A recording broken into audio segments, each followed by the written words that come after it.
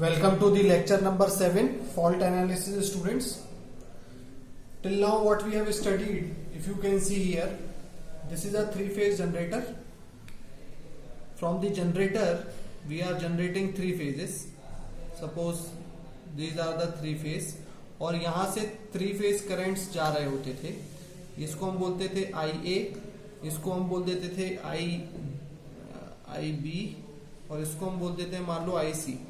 इन तीनों का magnitude same रहता है, बस एक ही डिफरेंस था कि ये एंगल 0 पे है, एक एंगल प्लस 120 पे है था और एक एंगल माइनस 120 डिग्री पर था.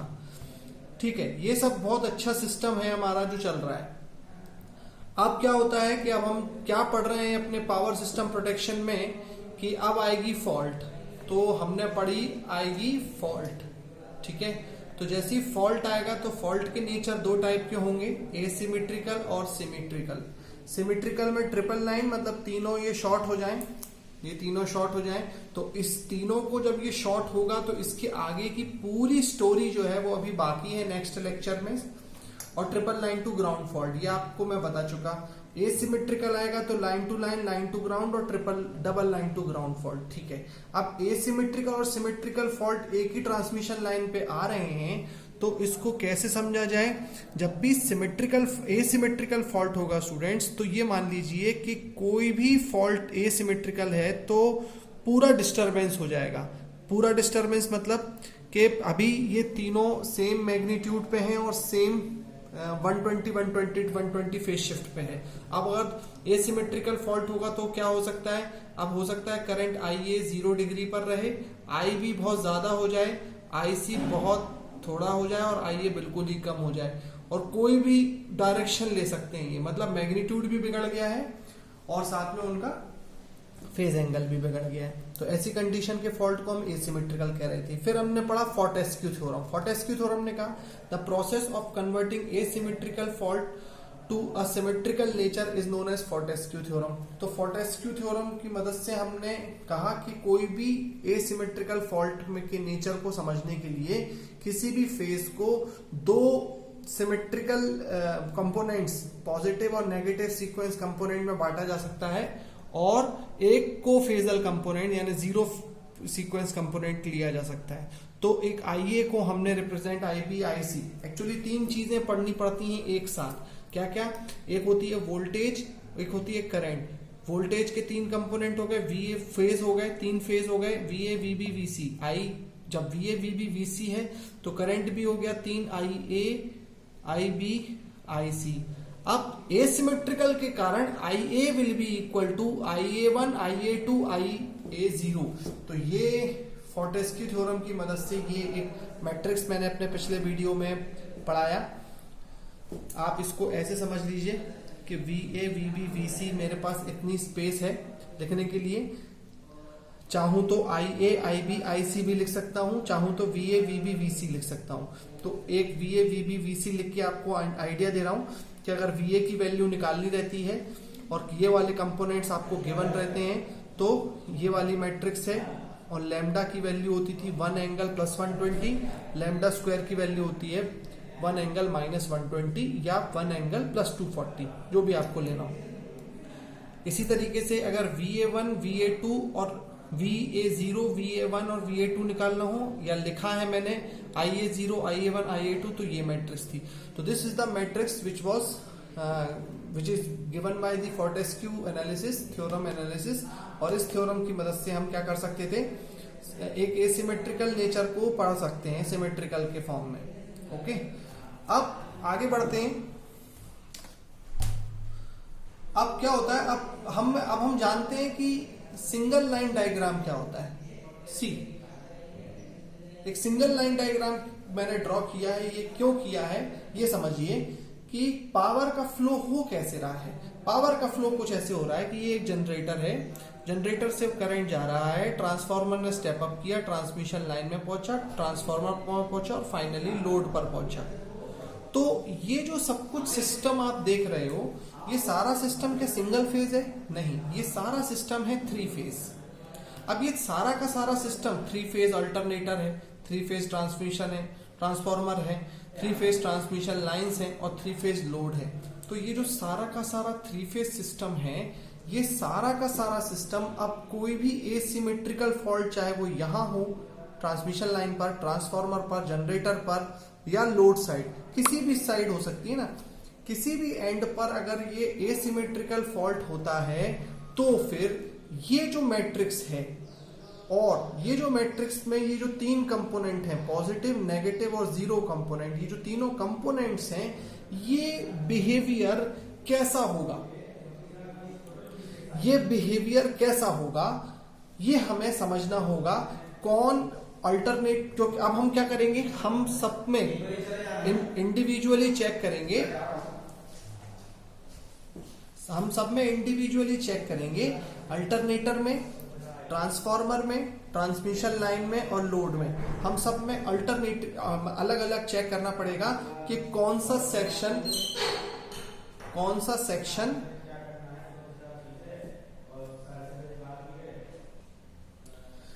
इन सब की सेपरेट एनालिसिस करेंगे। इसका मतलब ये है कि हम ट्रांसफार्मर को अलग से देखेंगे, जनरेटर को अलग से देखेंगे, अल्टरनेटर को, लोड को अलग से देखेंगे। लेकिन हमें ये सब कुछ, ये हमें पता है कि ये सब कुछ कैसे फॉर्म में है, 3 फेज में। और 3 फेज में कितने कनेक्शन एग्जिस्ट करते हैं स्टूडेंट्स 3 फेज में 2 ही टाइप एग्जिस्ट करते हैं, या तो स्टार और या तो डेल्टा। तो पहले हम जानते हैं कि स्टार और डेल्टा किस तरह से बिहेव करेंगे एसिमेट्रिकल फॉल्ट्स के लिए।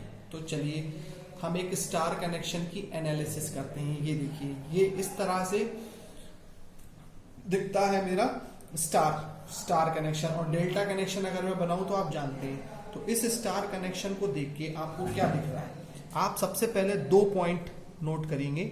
हम 2 पॉइंट निकालेंगे। पहला पॉइंट निकालेंगे हम VAB voltage, line to line voltage, V line to line voltage हमें निकालने की कोशिश करते हैं, यानी VAB, चाहे VAB हो, चाहे VBC हो, चाहे VCA हो, ठीक है। तो VAB हम निकालने की कोशिश करते हैं। तो व्हाट इज VAB, आप बताइए मुझे VAB क्या होगा। VAB होगा मेरा VA माइनस VB, सही है ना, VA माइनस VB हो जाएगा मेरा VAB।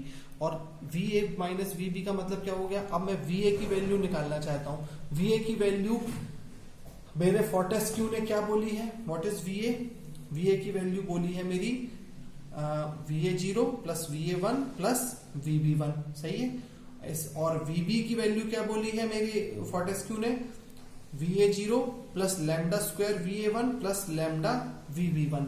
तो अगर मैं इसको सब्स्टिट्यूट करूं तो मुझे क्या मिल रहा है, VA0 plus VA1 plus VA2 minus VA0 minus lambda square VA1 minus lambda VA2, ये VA2 है, ठीक है। तो इस तरह से ये लिखी हुई है। तो अगर आप इसको सॉल्व करते हैं, अगर आप इसे सॉल्व करेंगे तो व्हाट यू विल गेट 0। मतलब अगर मैं लाइन टू लाइन वोल्टेज निकाल रहा हूं तो मुझे 0 मिल गया। अब आप सोचेंगे कि इस पूरे स्टार में निकालने के लिए बहुत कुछ है, लेकिन सर यही क्यों निकाल रहे हो। ये इसलिए निकाल रहा हूं क्योंकि देखो, अगर IA निकालने की बात कोई करे तो IA की इक्वेशन मुझे मालूम है आराम से। IA इक्वल टू क्या होगा, IA1 plus IA0 plus IA2, मतलब लाइन करंट और फेज करंट सेम होता है। अब अगर कोई मुझसे बोला VA0 निकालने के लिए, तो मतलब VA1 निकालने के लिए बोलेगा अकेला इस पर्टिकुलर पार्ट में। कोई बोले मुझसे कि सर ये फेज वोल्टेज निकालो, तो फेज वोल्टेज क्या हो जाएगा, IA1 और जो इम्पीडेंस है वो। तो अभी मेरे को जो चीज आसानी से निकल जाएगी वो अभी नहीं, जो लाइन टू लाइन वोल्टेज का कोई कंक्लूजन है तो वो निकालना भी जरूरी है। स्टार कनेक्शन में एक चीज तो ये बात आ गई। अब सेकंड चीज जो हमें यहाँ पे नोटिस करनी है वो निकालेंगे हम I न्यूट्रल करंट। ये सब चीजें क्यों निकाली जा रही हैं, क्यों कर रहा हूं मैं, क्योंकि मुझे finally generator, transformer, transmission line और लोड, ये 4 चीजों का सेपरेटली एक एनालिसिस करके निकालना है कि किस जगह कौन सा कंपोनेंट है और कौन सा कंपोनेंट नहीं है। ये क्यों जरूरी है? ये और सिस्टम की एनालिसिस को इजी बनाएगा और अल्टीमेटली ये सारी चीजें कैसे निकलेंगी? यहां से निकलेंगी, इन इक्वेशंस की मदद से। ओके और हम ये क्यों कर रहे हैं? स्टार और डेल्टा से शुरुआत क्यों कर रहे हैं? क्योंकि हमें मालूम है कि सारे के सारे जो डिवाइसेस होती हैं ये 3 फेज कनेक्शन है और या तो वो स्टार में होंगी या तो वो डेल्टा में होंगी, तो इजी हो जाएगी एनालिसिस। इसी वजह से हम सेपरेटली एक बार करेंगे और उसके बाद एसिमेट्रिकल फॉल्ट एक बार लेंगे सिस्टम में, line to line, line to ground, line to ground और फिर सिमेट्रिकल लेंगे। ये अलग अलग बार में अलग अलग चीजें लेने से क्या होगा? हमको क्या फायदा हो जाएगा? हमको ये फायदा हो जाएगा कि हम पूरी एनालिसिस से बच जाएंगे। हम सीधा बोलेंगे कि अरे यार यहाँ पर ट्रांसफार्मर पॉजिटिव के लिए, नेगेटिव के लिए और जीरो के लिए ऐसे बिहेव कर रहा है जनरेटर, ट्रांसफार्मर ऐसे, ट्रांसमिशन लाइन ऐसे, एक इक्विवेलेंट डायग्राम बनेगा और सॉल्व हो जाएगी प्रोसेस। अब जैसे कि आई न्यूट्रल की बात करते हैं। आई न्यूट्रल करंट की देखो, आई न्यूट्रल करंट का डायरेक्शन मैंने ऐसे लिया है तो इसकी इक्वेशन बन सकती है किरचॉफ्स लॉ से आई ए plus I B plus I सी। अब आई ए plus I B plus I सी को सॉल्व करते हैं तो आई ए, मान लो ये आई ए है, ये आई बी है, ये आई सी है, तो आई ए plus I B plus I सी को सॉल्व में लिखता हूं, सॉल्व करूंगा इस इक्वेशन से तो मिलेगा आई A 0 plus I A 1 plus I A 2 plus, मतलब मैं कर ही देता हूं उसको,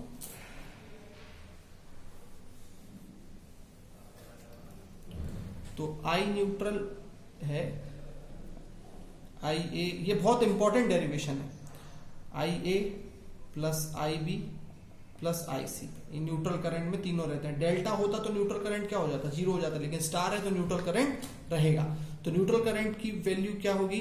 आई ए की वैल्यू हो जाएगी I A 0 plus I A 1 plus I A 2 plus I B की वैल्यू क्या हो जाएगी मेरी? आई बी की वैल्यू हो जाएगी I A 0 plus lambda square, lambda square I A 1 plus lambda I A 2 plus I C की वैल्यू क्या हो जाएगी? I A 0 plus lambda square, sorry lambda I A 1 plus lambda square I A 2। अगर अब मैं इसको आई neutral को आगे फर्दर सॉल्व करूं तो मुझे मिल जाएगा आई A 0 I A 0 I A 0, मतलब 3 टाइम्स आई ए 0 मिल जाएगा और मिल जाएगा 1 plus lambda square I A 1 plus 1 plus lambda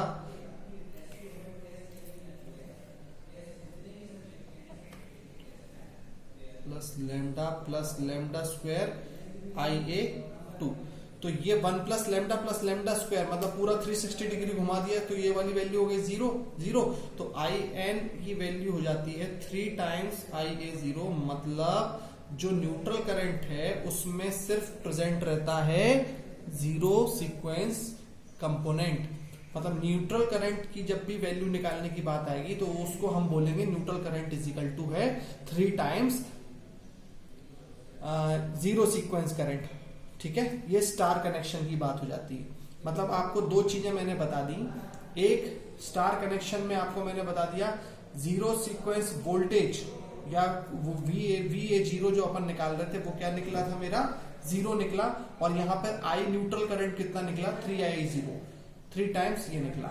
अगर अब मैं डेल्टा की बात करूं आप लोगों से, डेल्टा कनेक्शन में क्या होगा? ये सारी बातें क्यों कर रहा हूं आपसे? ये सारी बातें इसलिए कर रहा हूं स्टूडेंट्स क्योंकि अब मैं एक एक करके 3 फेज लोड एक बार लूंगा, एक बार फिर 3 फेज ऑल्टरनेटर की एनालिसिस करूंगा। ये सब एनालिसिस क्यों की जा रही है, ये सेपरेटली मैं क्यों पढ़ा रहा हूं? क्योंकि मुझे मालूम है कि फॉल्ट आने वाला है। फॉल्ट का नेचर क्या होगा? Line to line, line to ground, line to ground, या तो ये इतने सारे फॉल्ट होंगे। और अगर ये फॉल्ट आया तो फिर VA VB VC का पूरा जो मैग्नीट्यूड है वो बदल चुका होगा। अभी आपको मैंने यहां बताया है सारे मैग्नीट्यूड्स और सारे फेज एंगल बदल चुके होंगे, और अगर सब बदल चुका होगा तो हम कैसे उनको जोड़ घटाना करेंगे? उनके जोड़ घटाने के लिए फॉर्टेस्क्यू ने ये मैट्रिक्स बताई है, क्योंकि एक voltage source phase A he 3 component में डिवाइड हो जाएगा, एक करंट ही 3 कंपोनेंट में डिवाइड हो जाएगा, और उनको आप इस मैट्रिक्स में अरेंज करके एक सिमेट्रिकल नेचर में कन्वर्ट करके फिर एनालिसिस कर पाओगे।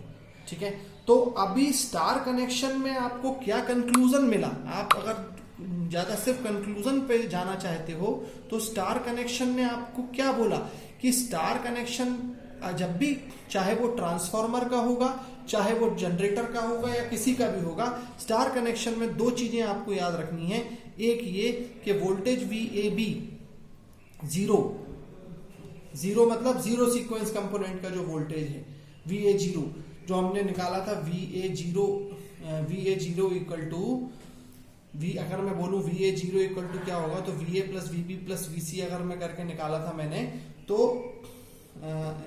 और दूसरा है I न्यूट्रल, तो I न्यूट्रल करंट जो होगा वो होगा 3 टाइम्स जीरो सीक्वेंस कंपोनेंट, ठीक है, और ये वाली वैल्यू हो गई थी 0। अब डेल्टा कनेक्शन की बात करें तो डेल्टा कनेक्शन की अगर मैं बात करूं, आपको समझाने की कोशिश करूं डेल्टा कनेक्शन, तो डेल्टा कनेक्शन ऐसा रहेगा, अगर इनमें से कभी भी कोई क्वेश्चन ऐसा आता है जिसमें डेल्टा कनेक्शन हो तो मैं हमेशा बोलूंगा I न्यूट्रल इक्वल टू 0। क्यों बोलूंगा, इसमें न्यूट्रल है ही नहीं ना, 3 फेज 3 वायर सिस्टम में डेल्टा कनेक्शन, तो इसमें न्यूट्रल है ही नहीं। और अगर मैं आपसे बोलूं कि आप इसमें आगे बढ़ते हैं, ये है डेल्टा कनेक्शन, ये अंदर के करंट को हम, ये वाली लाइन करंट हो गए, तो ये हो गया मान लो IA, ये हो गया IB और ये हो गया IC, तो ये दो पार्ट में डिवाइड हो रहा है, तो मैं इसको बोल देता हूं, सपोज करिए IAB, ये हो गया IBC, ये हो गया ICA। अब आप बताओ IAB की वैल्यू क्या हो गई, IA और IB, तो IAB हो जाएगा मेरा IA माइनस IB, मतलब IA plus IB is equal to IAB, इस टाइप का डायरेक्शन हो रहा है, तो अपन इसको ऐसा कर लेते हैं, IAB इज इक्वल टू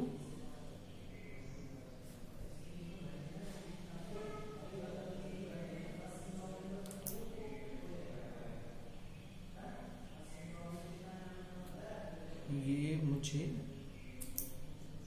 ऐसा लेना चाहिए, सब कुछ अंदर से एक डायरेक्शन लीजिए और बाहर सबसे बाहर निकाल दीजिए, तो ये जो डायरेक्शन है इसमें आप आराम से निकाल सकते हैं आप IA minus IB equal to IAB, तो IAB इक्वल टू हो जाएगा IA माइनस IB।